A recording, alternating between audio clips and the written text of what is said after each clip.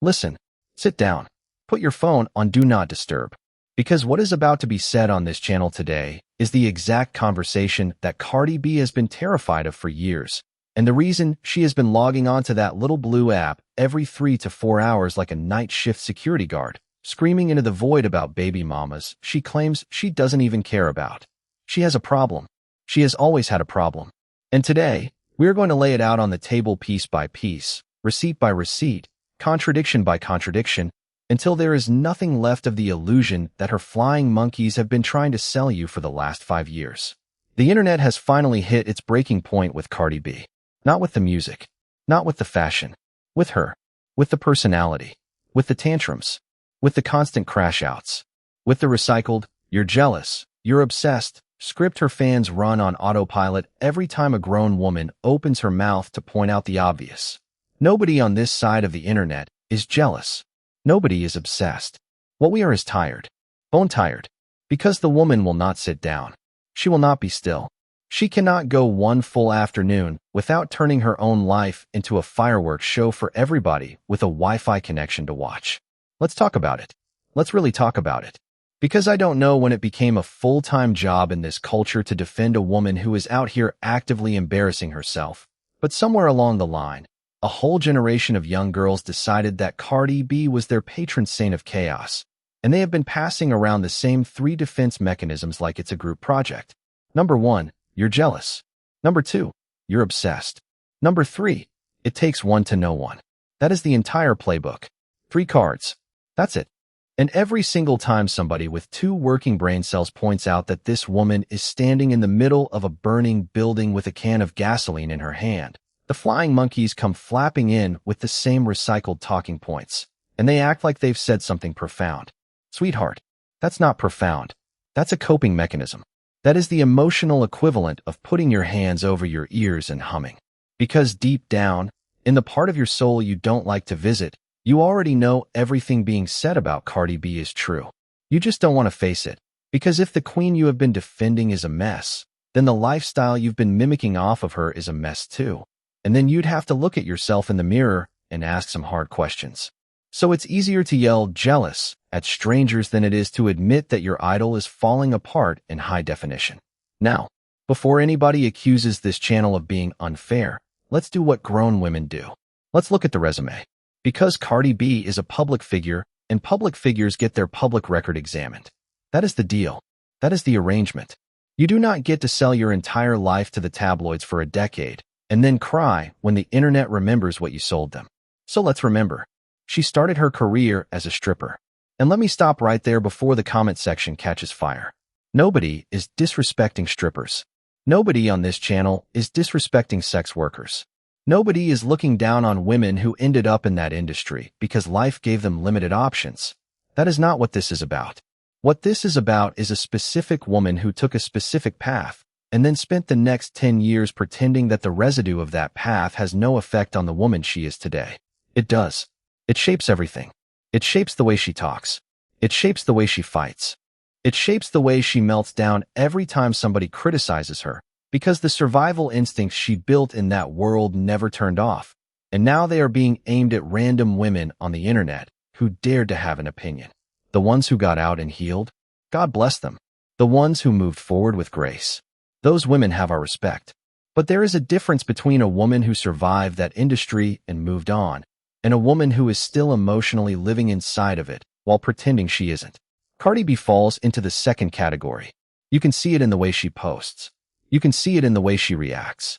You can see it in the way she measures her self-worth against other women's bodies, other women's men, other women's success. That is not the behavior of a healed woman. That is the behavior of a woman still fighting the same fight she was fighting in her early 20s, except now she has more money to do it louder. And that brings us to the current state of the empire. Because as we sit here today, in this current moment, Cardi B has an estranged husband. She has a baby daddy. She has a boyfriend. All at the same time. All active. All in the mix. All contributing to the daily circus that plays out on her timeline. Now, I'm not the morality police, and I'm not here to tell any grown woman how to live. But at some point, an honest observer has to look at that lineup and ask a very simple question. Is this the life of a woman who has her stuff together? Is this the life of a woman that young girls should be modeling themselves after? Is this the arrangement of a woman who is at peace? The answer, if you're being honest with yourself, is no. And you don't have to take anybody else's word for it. Just watch her. A peaceful woman does not log on every 3 hours to scream at strangers. A peaceful woman does not need to reference baby mamas in every other sentence like it's a nervous tick. A peaceful woman does not need to broadcast her irritation to the world every single day. A peaceful woman lives her life, protects her energy, and lets her success do the talking. Cardi B cannot do that. She has never been able to do that. And every attempt she has ever made to sit down and be still has ended within 48 hours because the compulsion is too strong. She has to be seen. She has to be talked about. She has to be the loudest voice in the room, even when the room is trying to move on. And this is the part nobody in her fandom wants to grapple with. The compulsion itself is a symptom. If all of the fame and all of the awards and all of the #1 singles were enough, she would not need to log on. She would not need to fight. She would not need to spend her weekends dragging content creators and random women in her comments. She would be at home. She would be with her children. She would be resting. She would be doing anything other than bleeding energy in every direction and calling it winning. Now, one of the favorite lines from her defenders is the "you don't know me" line. The "you don't know my life" line. The "you don't know what I've been through" line. That is a very effective line. It shuts down conversations because nobody wants to look like they're punching down on somebody who has been through it. But here's the problem. Cardi B is the one who told us. She is the one who documented her life on Instagram Live for a decade. She is the one who wrote a song about drugging and robbing men and then went on national television and had to explain herself when the receipts came back around. She has spent her entire career airing her own laundry on her own microphone. So no, we do not know her personally. But we know what she told us, and we are allowed to use what she told us to draw reasonable conclusions. That is not obsession. That is not jealousy. That is called listening. That is called paying attention. That is called taking a public figure at her own word. And speaking of that, let's talk about the contradictions. Because if there is one through line in the entire Cardi B saga, it is this. She will tell you one thing on Monday, and by Friday she will be doing the exact opposite thing. And if you dare to point it out, you're the crazy one. Remember when a content creator pointed out that Cardi B seemed to have a problem with Stefon Diggs' baby mamas? Remember what happened? She logged onto a live space in front of everybody and swore up and down that there was no problem. No beef. No drama. Everybody was cool. Nothing to see here. Move it along. And then what happened the very next week? Cardi B came flying out of the gate on that same platform, screaming, "F a baby mama," like it was the chorus of her next single. F a baby mama. F a baby mama. Over and over. On repeat. Like a broken record with a personal vendetta. So which one is it? Which week are we supposed to believe? The week you had no problems with the baby mamas, or the week you turned baby mama into a whole ad lib? This is what people mean when they say she cannot be trusted. It's not personal. It's just observable. The woman contradicts herself in real time and expects the audience to forget the previous statement by the time the next one arrives. And she can pull that off with the diehard fans, because the diehard fans have made a decision to protect Cardi B from Cardi B. That is their full-time unpaid job. She says something crazy on Monday. The fans spend Tuesday explaining what she really meant. She says the opposite thing on Wednesday. The fans spend Thursday explaining what she really meant that time too. And the wheel just keeps spinning. It is exhausting to watch. And the only reason it continues is because she has trained a certain segment of the internet to accept her chaos as content and her tantrums as authenticity. But there is a growing side of the internet that has finally clocked the pattern, and she knows it. That is why every small criticism turns into a 45-minute rant.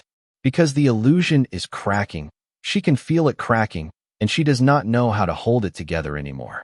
So instead of holding it together, she leans into the mess. She weaponizes her platform against ordinary women who happen to have opinions, and she calls it standing up for herself. Standing up for yourself is quiet. Standing up for yourself is calm. Standing up for yourself does not require an audience of 40 million people. What Cardi B is doing is not standing up for herself. What she is doing is performing wounded diva for a live crowd, because that is the only role that still gets her attention now that the music has slowed down. And yes, the music has slowed down. We are going to get to that, because that is a whole conversation on its own. Let's talk about the album. Because when a certain segment of the internet tells you Cardi B is thriving, they always point at the music. And I want you to really pay attention to what happened with the recent rollout, because it tells you everything about where she actually sits in the industry right now. One of the most marketed artists in modern hip-hop, given every label push, every feature, every red carpet moment, every television performance, had to sell an entire album for $2.99. $2.99. Let that sit on your chest. This is a woman sold to the public as the biggest female rapper in the world for the better part of a decade, and when it came time to move units, the strategy was a fire sale. That is not a flex. That is a distress signal. That is the kind of move a label makes when the confidence in organic sales is low. That is not what a dominant artist looks like. That is what a subsidized artist looks like. And when Cardi B hopped on a live space and told her own fans to shut up because she is not making anything from music at this point, because the labels don't want to pay, because she is making her money elsewhere, she was telling on herself in real time. She was saying the quiet part loud. She was admitting, on a hot mic, that the machine that manufactured her is no longer paying her what it used to.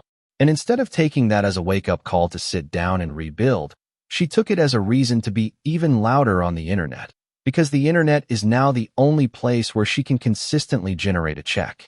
That is the business model in 2026. Cardi B is not primarily a musician anymore. She is a rage merchant.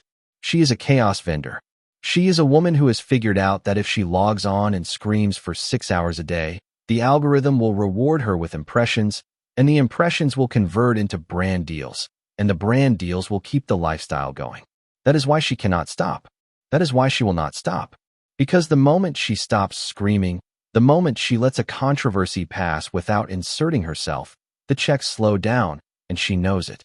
And that is a sad way to live, if you actually stop and think about it. That is not the life of a woman who has arrived. That is the life of a woman running on a treadmill she can't get off. Every day, she has to feed the beast. Every day, she has to manufacture a new villain, a new baby mama to be mad at, because the moment she runs out of enemies, she has to sit alone with herself, and she does not want to do that. Now let's talk about the flying monkeys, because they deserve their own segment. The flying monkeys are the stans, the loyalists, the little squads of accounts that appear the second anybody says anything about Cardi B on any platform. And their entire vocabulary consists of 2 phrases. Jealous. Obsessed. That is it.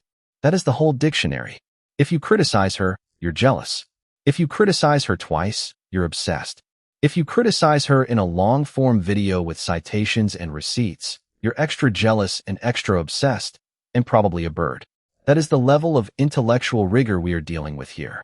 And I want to speak to those women directly, because a lot of you deserve better. You are spending your emotional energy defending a woman who does not know your name, who would step over you in the street, who would never defend you the way you defend her. You are burning your own peace so her ego can stay puffed up.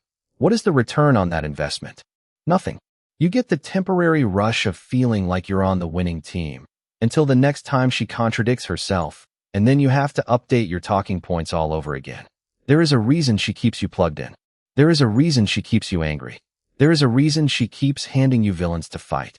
It is because an angry fan is an engaged fan, and an engaged fan is a paying fan, and a paying fan keeps the machine running. You are not her friend. You are her employee, and she is not paying you. You are literally working for Cardi B for free, and you don't even get a Christmas bonus. Now let's talk about the "you don't have anybody" line, because Cardi B likes to trot this one out too. She likes to imply that people who criticize her are empty, alone, jealous of her family, jealous of her support system, jealous of her mother, jealous of her father. And I want to address that head on, because it is one of the most manipulative things she has ever said, and it is deeply, deeply revealing. First of all, if she truly had the family and support system she claims to have, she would act like it. A woman who is loved at home does not need to be worshipped online. A woman who has real people in her corner does not need to conscript strangers into her personal army every 24 hours. If her home life were as full as she claims, we would not be seeing her on the internet at 3 in the morning fighting with anonymous accounts about a piercing. But we see it all the time. So either the home life is not what she says it is, or she is choosing chaos over the home life she has. Neither one is a flex.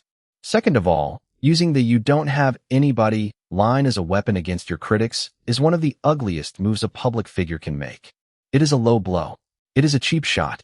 It is reaching into the private lives of women she has never met and trying to inflict pain because she has run out of actual arguments. That is not the move of a woman who is thriving. That is the move of a woman who is cornered and who has decided that if she is going to go down, she is going to try to take some strangers with her. Let's talk about the appearance situation too, because it is relevant. It is relevant because Cardi B has spent years telling other women what they should look like, what body type is winning, what surgeries are worth it, what standard is the standard. And in the meantime, she herself has been through so many aesthetic phases that it is starting to look like a science experiment. There was the Nicki phase. There was the Bia phase. There was the alien superstar phase, which was accidental, because it is what happens when the Bia goal doesn't land the way you wanted it to land. There was the piercing phase. There was the tattoo phase. There was the tummy phase, which we can talk about, and we will talk about, because she put it on the internet herself. Cardi B recently posted a clip showing off some new piercings and some new tattoos, and the tummy in that clip was the topic of the day. Because the tummy in that clip did not look like the tummy of a woman who is winning aesthetically. That tummy looked tired. It looked like it had been through it. And I want to say this with as much love as I can muster. The plastic surgery grift is real. It has been sold to a whole generation of young women as the express lane to being desirable, and Cardi B is one of the biggest saleswomen of that grift. And now the bill is coming due. Now the maintenance is kicking in. Now the before pictures don't match the after pictures the way the marketing promised they would. And the young women who followed her down that road are the ones who are going to be left holding the bag. That is why criticizing Cardi B is not jealousy. It is a public service. There are thousands of young girls out here right now, saving up their money, booking consultations, comparing Instagram filters to real life, all because their favorite rapper convinced them this is the standard. And when the standard turns out to be maintained by weekly injections and a whole team of professionals, those girls are going to feel betrayed. And they will be right to feel betrayed, because the truth was hidden from them on purpose. Now let's talk about the products. Because Cardi B has moved into the era of every rapper who has run out of hits, which is the era of merchandise and endorsements and personal brand extensions. And every time she drops a new product, she demands universal praise. She demands that the internet clap. She demands that nobody, and I mean nobody, offer even a whisper of critique. And the moment somebody does, the flying monkeys are deployed, the live streams are activated, and she goes into full attack mode. But here's the thing. When you sell a product to the public is allowed to have opinions about the product. That is called capitalism. That is called Tuesday. She does not get to be a public businesswoman and be exempt from public critique. And the fact Cardi B still gets confused about this, after being a public figure for a decade, tells you everything about her emotional maturity level. She still cannot separate the person from the product. She still takes every product critique as a personal attack. She still makes it about her feelings instead of the quality of what she is selling. That is not how professionals operate. That is how amateurs operate. And she has been at this long enough that she should have grown out of it years ago. Let's talk about the mothers. Let's talk about the baby mamas. Because this is one of the ugliest patterns in the entire Cardi B saga, and it has to be named for what it is. She has, for reasons that only she can fully explain, developed a habit of coming for baby mothers. Publicly, loudly, repeatedly. And it does not matter which baby mother we are talking about. It does not matter which situation. It does not matter what the actual story is. If there is a baby mother in the vicinity, she seems to have a personal problem with her, and she seems to want everybody to know about it. Patterns are diagnostic. When a woman consistently has a problem with the same category of woman, across different situations, with different men involved, the common denominator is not the baby mothers. The common denominator is the woman with the problem. That is basic pattern recognition. And Cardi B has given us so many data points at this stage that the pattern is undeniable. And I want to be really clear about something. Baby mothers are not a joke. They are not a punchline. They are women who chose to keep a child, raise that child, love that child, and build a life for that child, often under conditions that are less than ideal. That is not something to be mocked. That is not something to be dragged. That is not something to turn into an ad lib. And every time she opens her mouth to sneer at a baby mother on the internet, she is not just insulting one woman. She is insulting an entire population of mothers, many of whom listened to her music, many of whom bought her albums, many of whom defended her when the culture came for her. And she is spitting in their faces. That should be the end of the ride for a lot of fans right there.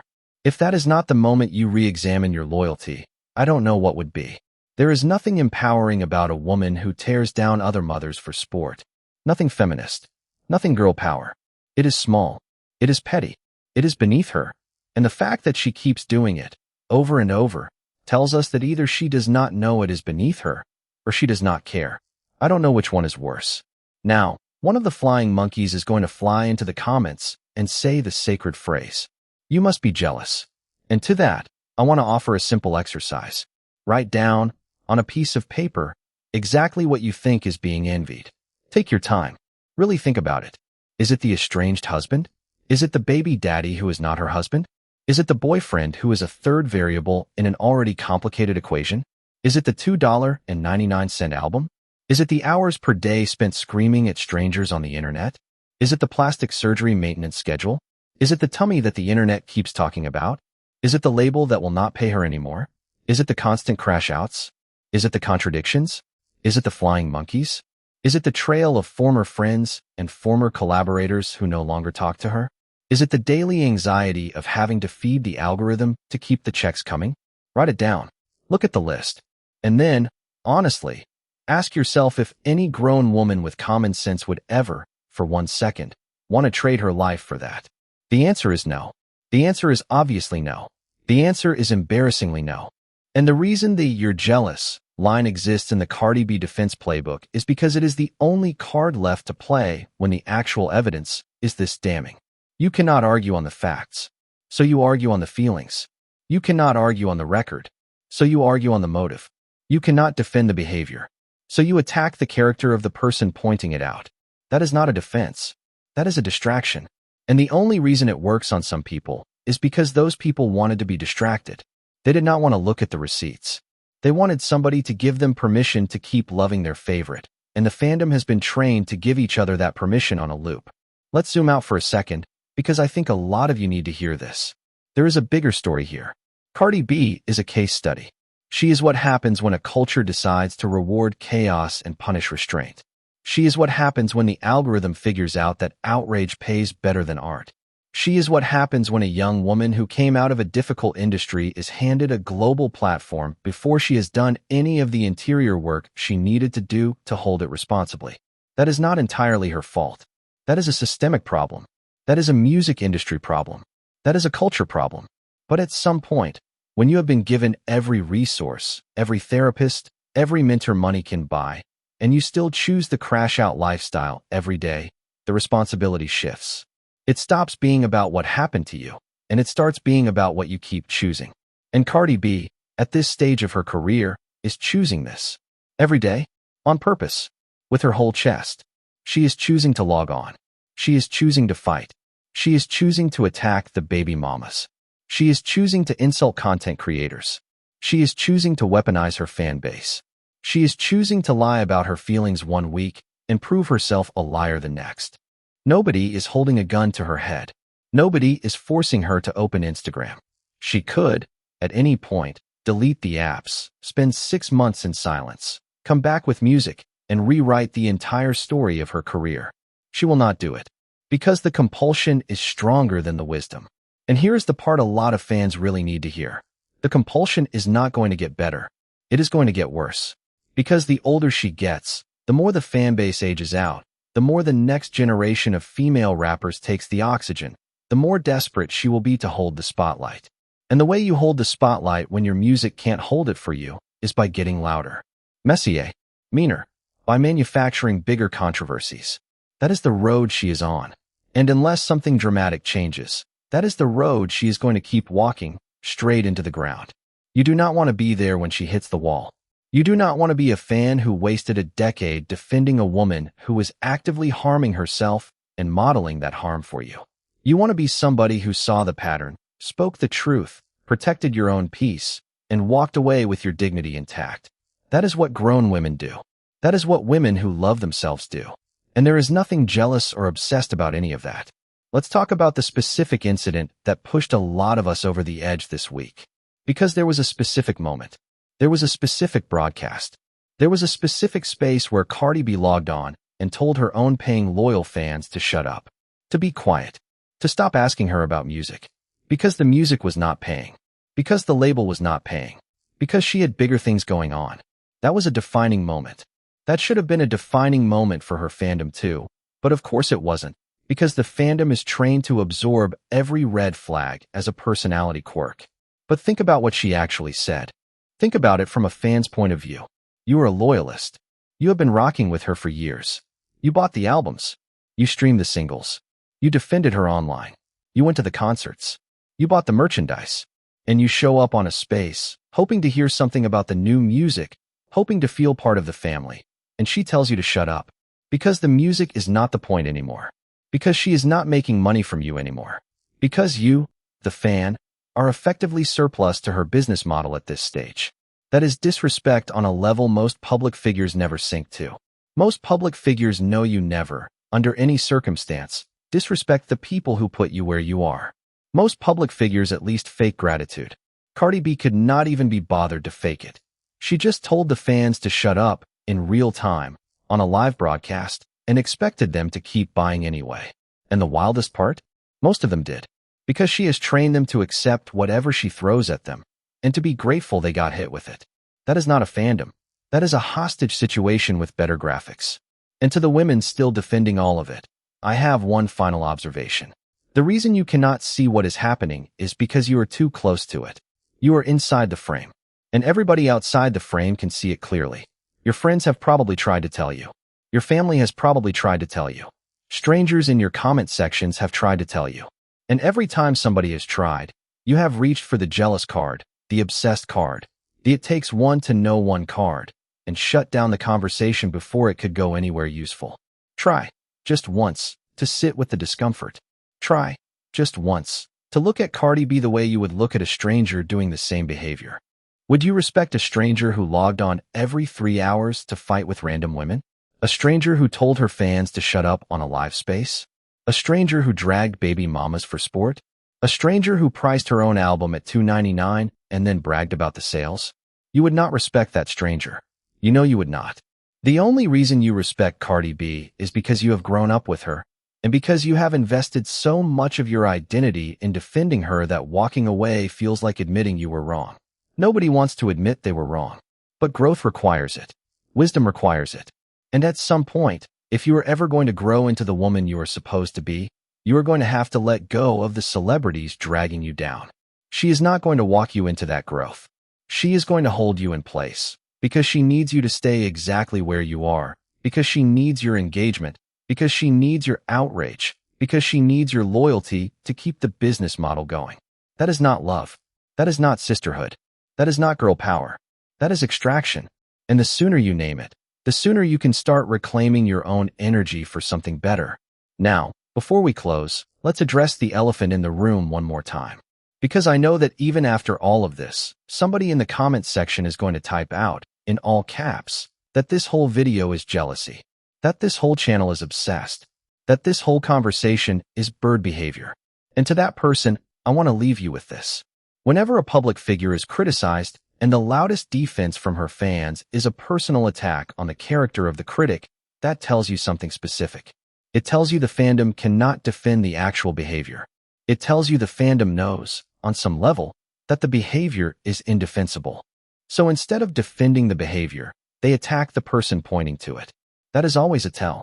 When the defense is, you're jealous, the fan is actually saying, I cannot argue with what you said, so I am going to try to make you feel bad for saying it. Once you understand that, you understand the entire Cardi B ecosystem in one sentence. It runs on emotional deflection. It runs on the assumption that if the critics can be shamed into silence, the behavior can continue without consequence. And it has worked for a long time. But it is not working anymore. That is why she is on the internet every 3 hours. The shame is not landing the way it used to. Even the loyalists are starting to whisper the questions they used to shout down. The Cardi B era, as we have known it, is ending. Slowly, quietly, in real time. And the more she screams, the more obvious the ending becomes. Artists on the way up do not need to scream. They let the work talk. They would rather be in the studio than on a live space. They do not have to price their albums at $2.99. They do not have to remind you every 3 hours that they are important. They are simply important, and everybody knows it, and nobody has to be told. Cardi B has to be told. She has to be reminded. She has to be reassured, hour after hour, day after day, by an army of stans who have made her ego their full-time responsibility. That is not the profile of a winning artist in 2026. That is the profile of a fading one who has not accepted the fade yet. And when you understand that, you understand everything. So what happens next?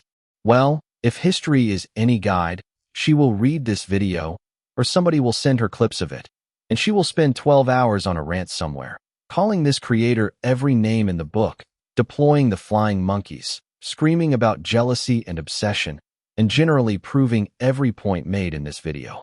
That is the pattern. That is the reflex. And the reflex is the whole story. A healthy woman would ignore this video. A confident woman would laugh at it. A woman at peace would not even know it exists. But Cardi B will find it. She will respond to it. And in responding, she will hand the entire internet the confirmation it needed that everything said here was correct. Watch it happen. Screenshot the timestamp on this upload, because within 72 hours, there will be a rant. And when there is, remember who called it. And when it happens, when the rant hits, when the flying monkeys deploy, when the comment sections light up with "you're jealous" and "you're obsessed," one more time, I want you to remember this. Those responses are not arguments. Those responses are confessions. Those responses are the fandom confirming, in real time, that they have no defense left except deflection. And once you see it that clearly, you cannot unsee it. And once you cannot unsee it, you are free. You are free from the Cardi B ecosystem. Free from the daily drama. Free from the tribal warfare over a woman who does not know your name and would not spend 1 second defending you. Free to spend your energy on your own life, your own goals, your own family, your own peace. That is the greatest revenge on a chaos merchant. The greatest revenge on a rage economy is refusing to participate in it. The greatest revenge on a woman who feeds on your attention is starving her of it. The greatest revenge on Cardi B is closing the app, going outside, and living a quiet, focused, honorable life. Because that is the one thing she, with all of her money and all of her fame and all of her flying monkeys, cannot buy. And she knows it. That is what haunts her at 3 in the morning. And that is what drives her back onto the internet every 3 hours, chasing a piece she will not find in the comments section. So, if you rocked with this video, if any of this hit, if any of this put words to something you have been feeling for a while, do a girl a favor. Hit the like, hit subscribe, turn on the bell. Because the conversations on this channel are the conversations the culture needs, and the more of you who show up, the harder it gets for the flying monkeys to drown us out. Drop a comment. Tell me your moment. Tell me the exact rant, the exact space where you finally clocked the pattern and said out loud, "This is not it." And if you are still with me at the very end of this video, I have got another one queued up for you, because the Cardi B saga is not going anywhere. And there is a whole other layer to this story that we are going to unpack next time, involving names you would not expect and receipts you have not seen yet. That video is going to be spicy. That video is going to be careful. That video is going to be worth every second. So make sure you are subscribed, make sure the bell is on, and I will see you in the next one. Peace and blessings. And remember, common sense is free, but on this channel, we give out the deluxe edition.